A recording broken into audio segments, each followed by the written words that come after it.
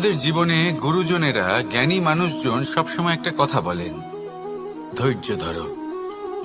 শুধুমাত্র দুটো শব্দ, কিন্তু কতটা বিশাল সেটা বোঝার চেষ্টা করুন। ছোট একটা অস্ত্র হাতে নিন এবং একটা বিশাল পর্বতে নিরন্তর প্রহার করতে থাকুন। ধৈর্য ধরে সেই কাজ করতে থাকুন। এমন একদিন আসবে, এই বিশাল পর্বতে আপনি একটা পথ তৈরি করবেন। কোনো ধনুর্ধর যখন নিজের বিদ্যা অর্জন করেন, তখন তাকেও ধৈর্য ধরতে হয়, তার নিজেকে সময় দিতে হয়, তবেই সে ধনুর্বিদ্যা শিখতে পারে। সেইভাবে আমাদের জীবনেও ধৈর্য ধরার খুব প্রয়োজন। পরিবারে ধৈর্য রাখতে পারলে তাহলে আস্তে আস্তে দেখবেন প্রেম বৃদ্ধি পাচ্ছে। সমাজে যদি ধৈর্য রাখতে পারেন তাহলে আস্তে আস্তে এই সমাজ আপনাকে সম্মান করবে।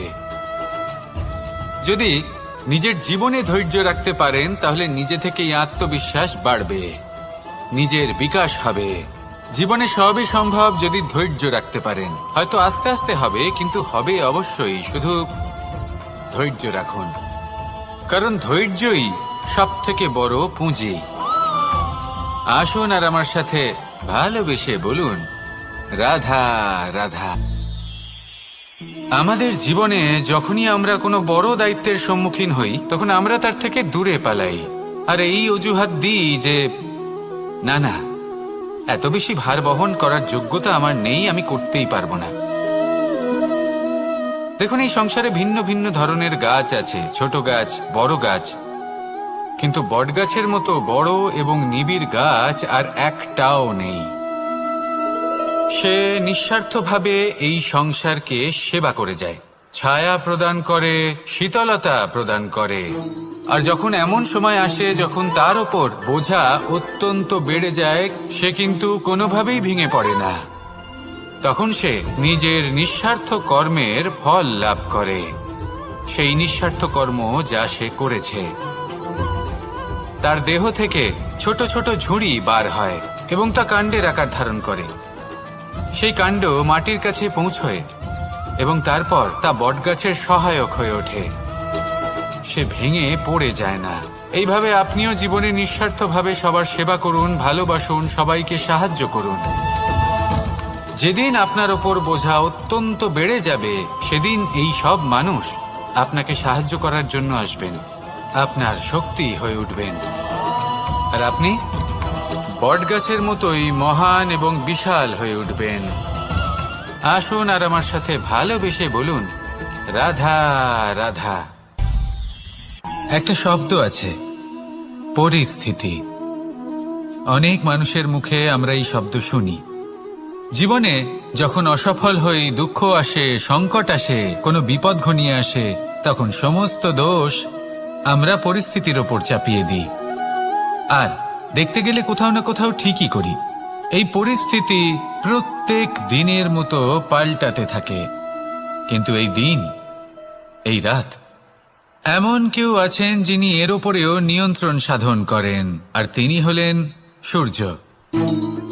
ঠিক সেই রকমই আমাদের জীবনেও সূর্য হলো এই মন। যদি এই মনের উপর আমরা নিয়ন্ত্রণ করতে পারি, তাহলে আমরা জীবনকেও নিয়ন্ত্রণ করতে পারবো। প্রথমে এই মনের রাজা হয়ে উঠতে হবে।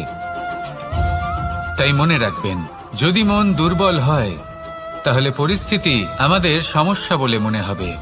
এই মন যদি স্থির হয়, পরিস্থিতি প্রতিস্পর্ধা বলে মনে হবে।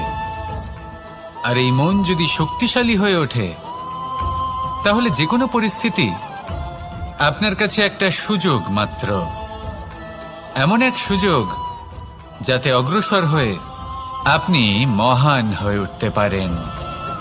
এই মনের শক্তির বৃদ্ধি ঘটান, মহান হয়ে উঠুন, আর আমার সাথে ভালোবেসে বলুন, রাধা রাধা। খুব সুন্দর একটা কাহিনী আছে। একবার এক ব্যক্তি নিজের অসফলতার জন্য ত্রস্ত হয়ে সময় দেবতার তপস্যা করতে বসলেন।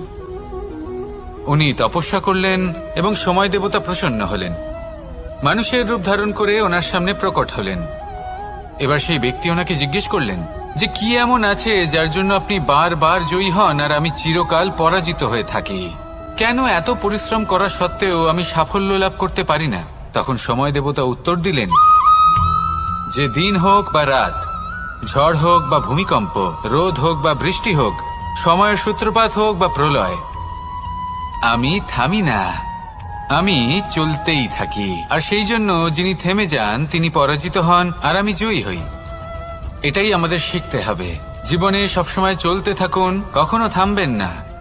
হ্যাঁ, কিছুক্ষণের জন্য বিরতি নিতে পারেন, বিশ্রাম করার জন্য, নিজেকে আরো সশক্ত করে তোলার জন্য, কিন্তু থেমে যাবেন না।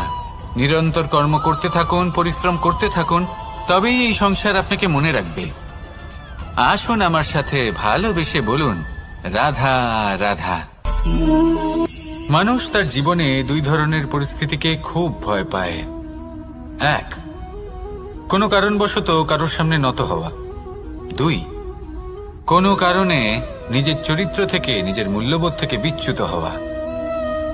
এবার কেন হয় এরকম যে কথায় কথায় কারোর সামনে নত হতে হয়?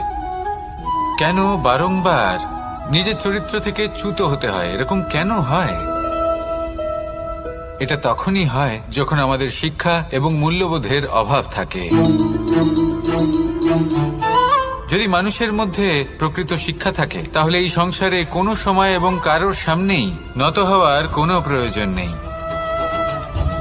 যদি মানুষের মধ্যে মূল্যবোধ থাকে, তাহলে তাকে নিজের মূল্যবোধ বা চরিত্র থেকে বিচ্যুত হতে হয় না, তা সে যাই হয়ে যাক না কেন।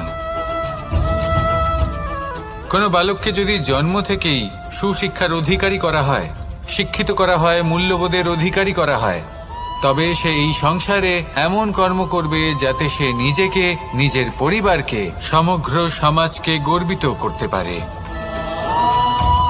শিক্ষা লাভ করুন, মূল্যবোধ লাভ করুন, এবং আমার সাথে ভালোবেসে বলুন, রাধা রাধা। আমাদের সকলের জীবনে একটা লক্ষ্য থাকে যেটা আমরা লাভ করতে চাই। ঠিক যেন একটা প্রতিস্পর্ধা বিদ্যমান যে কে সব থেকে আগে নিজের লক্ষ্যে পৌঁছতে পারবে। আর সেই জন্য আমরা সকলেই খুব তাড়াতাড়ি এগোতে চেষ্টা করি, বড় এবং দীর্ঘ পদক্ষেপ ফেলি, যাতে তাড়াতাড়ি নিজের লক্ষ্যে পৌঁছতে পারি। কিন্তু এক অত্যন্ত গুরুত্বপূর্ণ বিষয় আছে, সবসময় লক্ষ্য সামনে থাকবে না, কখনো কখনো তা খুঁজতে হয়। এই যাত্রা খুব কঠিন হতে পারে। আর ঠিক এই কারণেই সবসময় দ্রুত গতিতে চলা বা তাড়াতাড়ি পথে চলা সেটা আবশ্যক নয়। তার থেকেও বেশি গুরুত্বপূর্ণ হলো ভেবেচিন্তে তারপর পথ চলা। যদি ভেবেচিন্তে পদক্ষেপ ফেলেন, চলতে পারেন, তাহলে সেটাই সর্বশ্রেষ্ঠ পদক্ষেপ। কখন কোন দিকে যেতে হবে, কখন কোথায় দিক পাল্টানো যাবে না, কখন গতি বেশি রাখতে হবে, কখন কম, কখন থামবো, কখন চলবো, এই সব কিছুর বিষয়ে জ্ঞান অত্যন্ত গুরুত্বপূর্ণ এবং ভেবে চিন্তে চলতেই হবে। সেই জন্য শুধু তীব্র গতিতে সামনে এগোলে চলবে না, ভাবনা চিন্তা করে এগোতে হবে। আসুন আমার সাথে ভালোবেসে বলুন, রাধা রাধা। পায়েস হলো আমার বিশেষ প্রিয়। এর মধুর স্বাদ মনকে প্রফুল্ল করে তোলে। ছোটবেলায় মা আমার জন্য পায়েস বানাতেন এবং আমাকে বলতেন যে গরম থাকতে থাকতে খেয়ে নে কানাই, ঠান্ডা হয়ে গেলে ভালো লাগবে না। কিন্তু আমিও দুষ্টু ছিলাম, ঠান্ডা হওয়া পর্যন্ত অপেক্ষা করতাম, আর ঠান্ডা হয়ে যাওয়ার পরে মার কাছে যেতাম আর ওনাকে বলতাম যে মা, পায়েস তো ঠান্ডা হয়ে গেছে, এটা গরম করে দিন। তখন মা হাসতেন আর বলতেন যে পায়েস না হয় আমি আবার গরম করে দেব কানাই, কিন্তু এর মধুর স্বাদ, সেই মিষ্টত্ব, সেই সুবাস, সেটা আবার ফিরে আসবে না। কথাটা সত্যি। আর এই সত্যটাই আমাদেরও জীবনের সত্য। আমাদের জীবনের মধুর সম্পর্কগুলি, এতে যখন কটুভাব প্রবেশ করে তখন সেই মিষ্টত্ব ফিরিয়ে আনা প্রায় অসম্ভব ব্যাপার হয়ে যায়। আপনি চেষ্টা করে সেই সম্পর্ক ঠিক করতেই পারবেন, তার জন্য অগাধ পরিশ্রম করতে হবে, কিন্তু আবার সেই মিষ্টত্ব কখনো ফিরে আসবে না। সেই জন্য আপনার জীবনের যে মধুর সম্পর্ক আছে, যতটা সম্ভব চেষ্টা করুন তাতে মিষ্টত্ব বজায় রাখতে। কটুভাব আসতে দেবেন না। আসুন আর আমার সাথে মধুর স্বরে বলুন, রাধা রাধা। শব্দ, শব্দ আসলে কি? শুধুই কয়েকটি অক্ষরের সমষ্টি, নাকি আমাদের বাণী, এই শব্দ এমন এক শক্তি যা কাউকেই নিজের বশবর্তী করে ফেলতে পারে। শব্দ এমন এক অস্ত্র যা কাউকে ক্ষত বিক্ষত করে দিতে পারে। এই শব্দ হলো একটি নাদ স্বরূপ যা কোনো ঘুমন্ত ব্যক্তিকেও জাগিয়ে তুলতে পারে এবং নিজের লক্ষ্যের দিকে অগ্রসর করতে পারে। শব্দে এত শক্তি আছে যে কারোর মনে এতটা আঘাত দিতে পারে যে সে হয়তো জীবনে আর কখনো এগোতেই পারল না। তাহলে এই শব্দের প্রয়োগ খুব ভেবেচিন্তে করবেন। এবং এই শব্দের মতোই হলো নীরবতা। অনেক সময় এই নীরবতা আমাদের সহায়ক হয়ে ওঠে। অনেক সময় এটা আমাদের অনুশোচনাকে অনেক বেশি বাড়িয়ে তুলতে পারে। ভীষ্ম পিতামহ, অঙ্গরাজ কর্ণ যখন দ্রৌপদীর বস্ত্রহরণ হচ্ছিল তখন এনারা নীরব ছিলেন। দুর্যোধনের বিরোধিতা করেননি, ওকে বাধা দেননি। আর তারপর কি হলো সেটা আপনারা সকলে জানেন।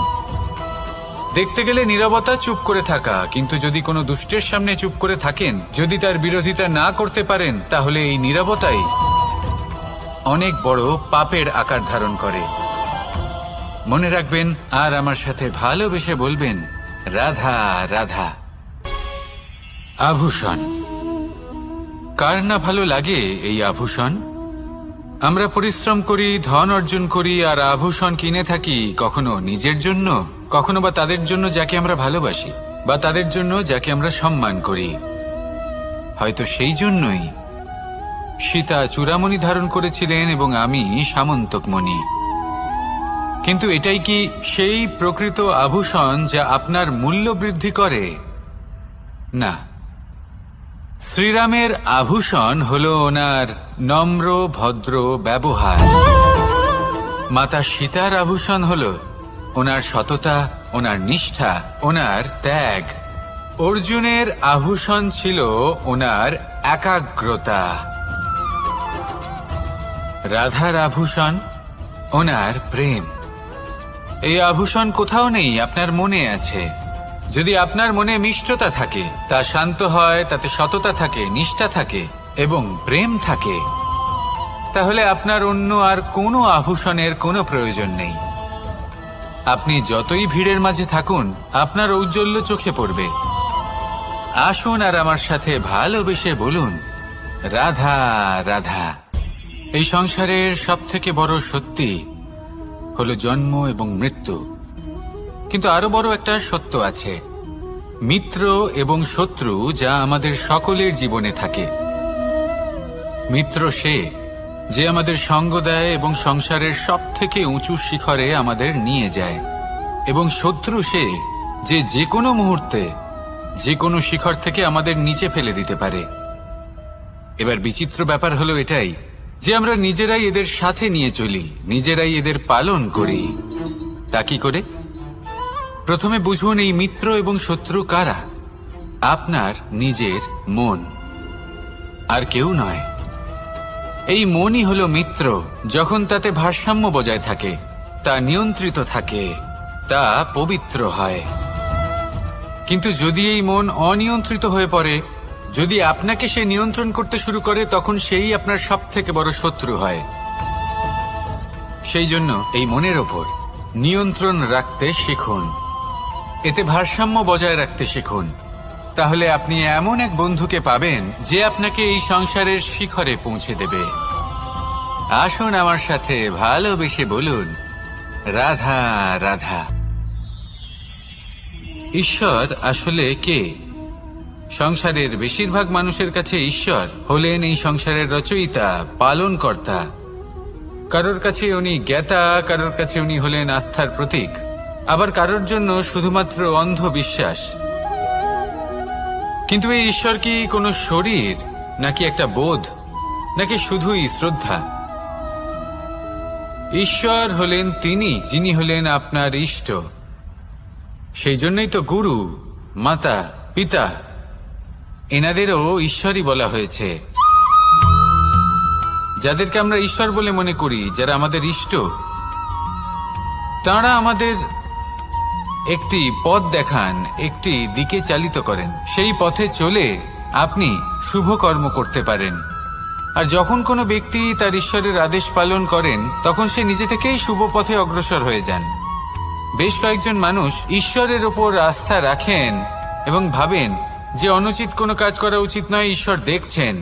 ওনারা ভয় পান যে কোনো অনুচিত কর্ম করলে কে জানে তার পরিণাম কি হবে। এমন অনেক ব্যক্তি রয়েছেন যারা ঈশ্বরকে বিশ্বাস করেন এবং জানেন যে ঈশ্বর তাদেরকে দেখছেন, তাই যে যে শুভকর্ম ওনারা করেছেন তার ফল তারা অবশ্যই পাবেন। এবার আপনি ভয় পেয়ে ঈশ্বরকে বিশ্বাস করবেন নাকি বিশ্বাসের দ্বারা ঈশ্বরকে বিশ্বাস করবেন, সেই সিদ্ধান্ত আপনারই। কিন্তু হ্যাঁ, যদি আপনার মনে ঈশ্বরের জন্য কোনো স্থান থাকে, যদি আপনার কোনো ইষ্ট থাকেন, যদি আপনি কাউকে ঈশ্বর মনে করেন যার প্রত্যেক আদেশ আপনি পালন করে থাকেন, তাহলে বলি ঈশ্বর কখনো আপনাকে অনুচিত পথে চালিত করবেন না।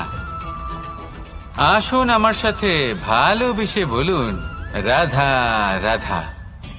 এই সংসারে ভিন্ন ভিন্ন ধরনের গাছ আছে, অসংখ্য ধরনের প্রজাতি আছে। কিছু গাছ পাতা দিয়ে থাকে, কিছু ফুল, কিছু ফল। কেউ ছায়া প্রদান করে, কেউ শীতলতা প্রদান করে, কেউ নিজেকে খুব কষ্ট দিয়ে এই সংসারের বিকাশে সহায়ক হয়ে ওঠে। কিন্তু এই সবার মধ্যে একটা বিষয় কিন্তু সমান, এরা প্রত্যেকেই পাতা ছাড়া, ফুল ছাড়া, ফল ছাড়া জীবিত থাকতেই পারে, কিন্তু কোনো বৃক্ষই শিকড় ছাড়া বেঁচে থাকতেই পারে না। এটাই হলো রাধার। ঠিক সেইভাবেই আমাদের জীবনে শক্তি হোক, ধন হোক বা সাফল্য হোক, আমাদের বা আমাদের পরিবারের প্রসন্নতাই হোক, এই সব কিছুর আধার হলো, সবকিছুর মূল হলো পরিশ্রম। তাই জীবনে চিরকাল পরিশ্রম করতে থাকুন। যদি আপনি জীবনে মহান হবার পথে অগ্রসর হতে চান, তাহলে পরিশ্রম করুন। এই পরিশ্রম দ্বারাই নিজের পরিবারকে প্রসন্ন করুন, নিজের বন্ধুদের প্রসন্ন করুন, এই সমাজকে গর্বিত করুন। আসুন আমার সাথে ভালোবেসে বলুন, রাধা রাধা। কখনো কোনো বাগানের কোনো বৃক্ষকে দেখেছেন যেখানে সুগন্ধি ফুল থাকে, রসালো ফল থাকে? তখন মন প্রফুল্ল হয়ে ওঠে, মন থেকে সেই বৃক্ষের প্রতি ভালোবাসা জন্মায়। কিন্তু যিনি বাগানের মালিক, শুধুমাত্র তিনিই জানেন যে কিভাবে এই বৃক্ষকে আগলে রাখতে হয়, কিভাবে তার পরিচর্যা করলে এতে সুন্দর সুগন্ধি ফুল হবে, রসালো ফল হবে। কখনো কখনো প্রয়োজনের থেকে বেশি রোদ পেলে এই বৃক্ষগুলি শুকিয়ে যায়, প্রয়োজনের থেকে কম রোদ পেলেও এই বৃক্ষ কিন্তু শুকিয়ে যায়। প্রয়োজনের থেকে কম জল যদি পায়, এই বৃক্ষ শুকিয়ে যেতে পারে। প্রয়োজনের থেকে অতিরিক্ত জল যদি পায়, তখনও এই বৃক্ষের শিকড়গুলি নষ্ট হয়ে যেতে পারে। এবার এটাই কিন্তু আমাদের সংসারের সাথেও হয়। আমাদের সংসারের সকল প্রতিভাশালী ব্যক্তি, যেমন লেখক, বিচারক, প্রবক্তা, যোদ্ধা, এদের সবার ক্ষেত্রে এই কথাটাই প্রযোজ্য। যদি বেশি প্রশংসা করা হয়, তাহলেও এরা হারিয়ে যাবেন। প্রয়োজনের থেকে বেশি যদি নিন্দা করা হয়, তখনও তারা নত হয়ে পড়বেন। তাহলে আপনি এদের রক্ষা করুন এবং নিজেদেরও। মনে রাখবেন একটা কথা, জেনে রাখুন কখন কোন নিন্দায় আপনি লজ্জিত হবেন না, আর কখন কোন প্রশংসার দ্বারা নিজের মধ্যে অহংবোধ জাগ্রত করবেন না। এই মন সুপ্রসন্ন হয়ে বলবে, রাধা রাধা।